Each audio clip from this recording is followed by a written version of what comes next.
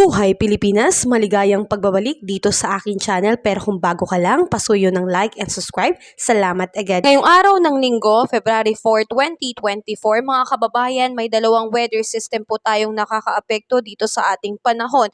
Ang northeast monsoon o ang hanging amihan po ay humihina na po ang epekto nito. Ang area na lang po na naapektuhan nito ay ang Luzon. Dahil nga po humihina na po ito, hindi na po gaanong malamig ang ating panahong nararanasan at talagang nagiging maalinsangan na po ang panahon lalo na kapag tanghali. Samantalang dito po sa eastern section ng Visayas at Mindanao ay naapektuhan po ng mainit na hangin mula sa dagat Pasipiko. Ito po ay tinatawag na easterlies po. Ito po ay nagpapadala po ng maulap din na panahon at meron pong kalat-kalat na pag-ulan o thunderstorm. Mga kababayan, asahan po natin dito sa Cagayan Valley at Aurora ay patuloy pong makakaranas ng maulap na kalangitan na meron pong mahinang pag-ulan. Dulot po yan ng hanging amihan. Dito rin po sa Ilocos Region, Cordillera Administrative Region ay patuloy po na magkakaroon ng bahagyang maulap hanggang sa maulap na papawiri na meron din pong kalat-kalat na pag-ulan. At ganoon din po sa Metro Manila, ilang natitirang bahagi ng ating bansa, partly cloudy to cloudy sky with isolated rain shower po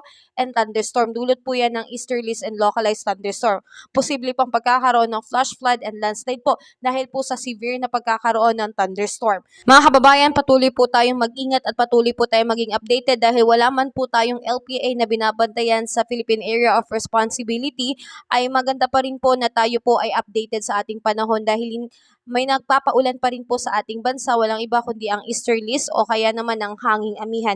Kaya mag-ingat po tayo at lagi po tayong magdala ng payong binang paranggala sa ulan kung tayo po ay lalabas ng bahay.